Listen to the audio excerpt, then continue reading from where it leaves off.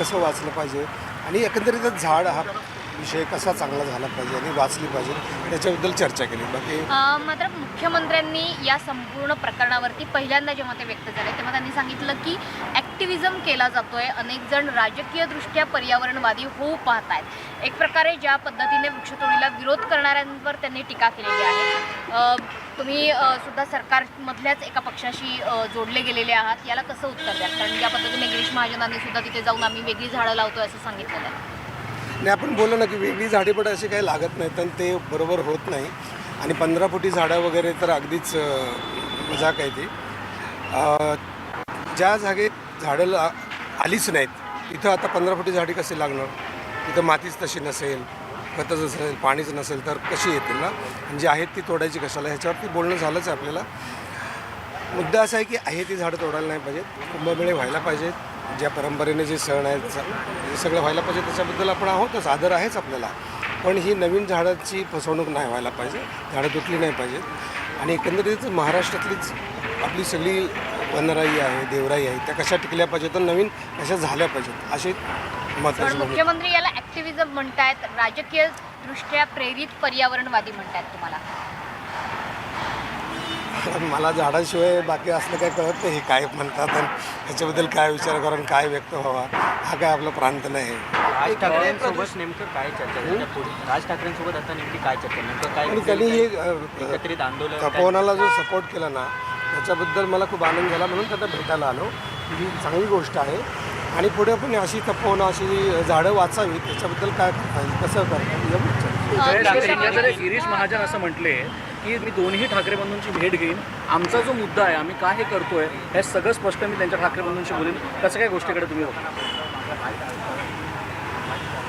काय म्हणलं की मी दोन्ही ठाकरे बंधूंची भेट घेईन आणि सरकारचा मुद्दा तरी काय आहे, सरकार तिकडे काय हे याच्यावर गोष्टी करते मी ठाकरे बंधू समजून सांगतो. आता ठाकरे बंधून ते बघून घेतील ना की त्यांचे काय मुद्दे आहेत ते. पण मला काय भेटणार उद्धव ठाकरेंनी देखील तपोवनाच्या जे वृक्षतोड सपोर्ट भेटणार म्हणजे योगायोगानंच भेटलो असं. तर ह्या सगळ्यांना आपण भेटून नाही, म्हणजे ज्यांनी सपोर्ट केला आहे त्या सगळ्यांनी आपल्याला झाडं वाचवण्यासाठी हे सगळं करायलाच हवं. तुम्ही सतत त्या ठिकाणी आंदोलन करताय, मात्र सरकार काही नमती भूमिका घेत नाही. एकत्रित आंदोलन करण्यासंदर्भात ते तुमची चर्चा नाही, सरकार आपलं काय दुश्मन थोडी आहे. आंदोलन करण्याचं म्हणजे त्यांना आपली भूमिका समजलीच पाहिजे आणि झाडं वाचली पाहिजेत. एकत्रित काही दोन ठाकरे बंधूंना तुम्ही सर्व एकत्रित घेऊन तुम्ही सर्व पर्यावरणवादी असं झाडासाठी येणारे सगळे आपलीच माणसं. त्यामुळे जेवढे येतील सगळे येतील ते घेऊन आपल्याला झाडं वाचवायचे आणि झाडं वाढवायचेत आणि ते आपले खरे आईबाप आहेत असाच आपलं म्हणणं आहे ना. आणि हे सत्यच आहे ना, तोच मुद्दा आपल्याला आहे. अजित पवारांनी तुमची पाठराखण केली, पक्षाची भूमिका ही तुमच्या बाजूनं आहे, त्याबद्दल तुमचं काय म्हणणं? आणि सगळ्यात महत्त्वाचं, कलाकारांना सुद्धा तुम्ही काय आवाहन करणार आहात? आणि अजित पवारांनी उपमुख्यमंत्री म्हणून अधिक ठाम भूमिका घ्यावी असं वाटतंय का? नाही, त्यांनी घेतलीच आहे भूमिका. झाडांसाठी त्यांनी सपोर्ट केलं हे मला खूप चांगलं वाटलं. आणि सगळेच कलाकारांनी पुढे येऊन बोलायलाच पाहिजे असं काय नाही. सगळ्यांचं मत हेच आहे की झाडं वाचली पाहिजे, असं कोण म्हणतील का? आता काही पर्यावरणवादी विनाकारणच सपोर्ट करत नसतील तर ते जरा त्यांचा विचार करावा लागेल. पण पर्यावरणवादी वगैरे, तू पण पर्यावरणवादी, ह्या पण आहे, कोणाला वाटतं काय झाड तुटावं? तुम्हाला वाटतं काय तुटावं वाटतं का झाड? नाही, कोणालाच वाटणार नाही. साधी गोष्ट आहे ना, सिंपल आहे यार. मूळ झाड आहे, नंतर आपण आहोत. मुख्यमंत्र्यांची तुम्ही काही भेट घेणार? कारण शेवटी सगळा मुद्दा त्यांच्या हातात आहे. गिरीश महाजनांशी बोलणं होत आहे, पण थेट मुख्यमंत्र्यांची भेट घेणार का? मला ते एक्झिबिशन सेंटर वगैरे जागा विकली जाऊ नये हे प्रामाणिकपणे वाटतं. ते बहुतेक करणार नाहीतच. तसं होणारच असेल तर मग भेटू.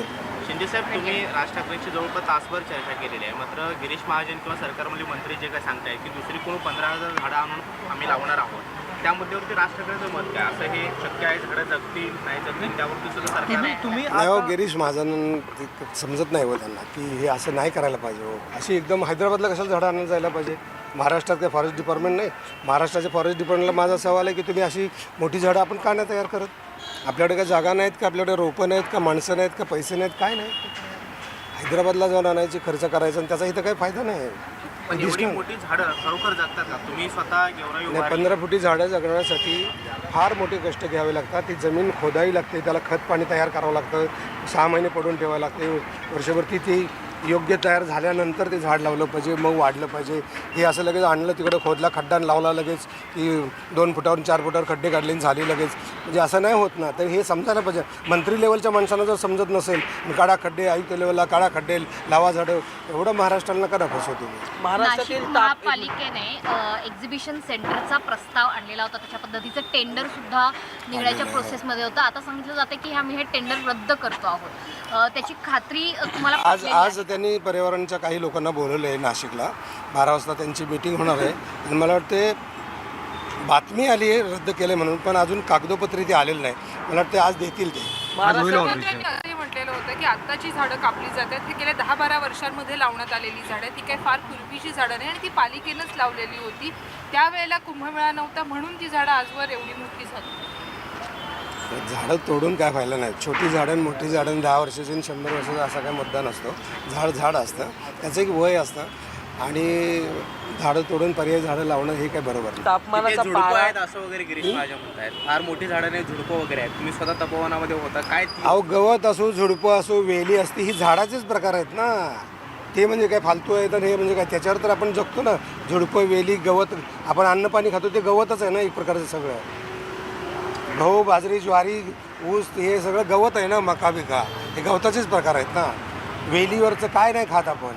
वेली लगेच ते आपण काढायचं आणि त्याच्यावरती किती प्राणी पशु जगत असतात ना. तुम्ही आता राष्ट्रपतींची भेट घेतली, त्यांना हा सगळा मुद्दा समजावून सांगितलं काय नेमकं त्यांना देखील माहितीच असेल, पण त्यांचं त्याच्यावर काय मत होतं, म्हणजे त्यांनी तुम्हाला काय सांगितलं? राज ठाकरे हे चांगले नेते आहेत, चांगले विचारवंत आहेत आणि कलाकारांसाठी तर खूपच चांगले आहेत. मला नेहमीच ते आवडतात आणि आम्ही नेहमीच भेटी घ्यायचा प्रयत्न करतो. फार कमी वेळा भेटलो, पण आज ह्या निमित्तानं असल्यामुळे सगळं मीडियासमोर येतो आहे. पण अदरवाईज मला ते नेते माणूस म्हणूनच आवडतात जास्त. ते काय म्हणाले तुम्हाला या तपोवनाच्या संदर्भात, त्यांचं काय मत आहे? नाही चर्चा केली की हीच की बाबा अरे ही झाडं वाचली तर तुम्ही गेला धन्यवाद मी म्हणलं, तुम्ही गेला फार आवडलं आणि वाचलं पाहिजे असंच आहे ना ते. महाराष्ट्रातील तापमान सतत वाढत राहिलेलं आहे, प्रदूषणाचा विळखा आहे, तरीही झाडं कापली जातात. ते सरकारला हे जाणीव आहे की नाही गोष्टीची? ओझोन लेअर डॅमेज झालेलं आहे. जाणीव आपल्या सगळ्यांनाच असली पाहिजे. तू तुझ्या वयात की झाडं लावलीत का? तू आयुष्यभर आपण ऑक्सिजन खाली होतो, आपण ती झाडं लावलं का?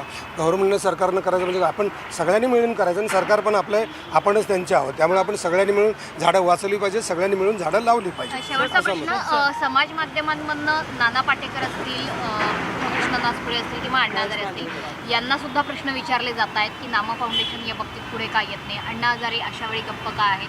समाज माध्यमांमधनं अशा काही लोकांचीही नावं घेऊन विचारलं जात आहे, त्यांना तुम्ही आवाहन करणार का? कारण अनेक कलाकार तुमच्यासोबत आहेत.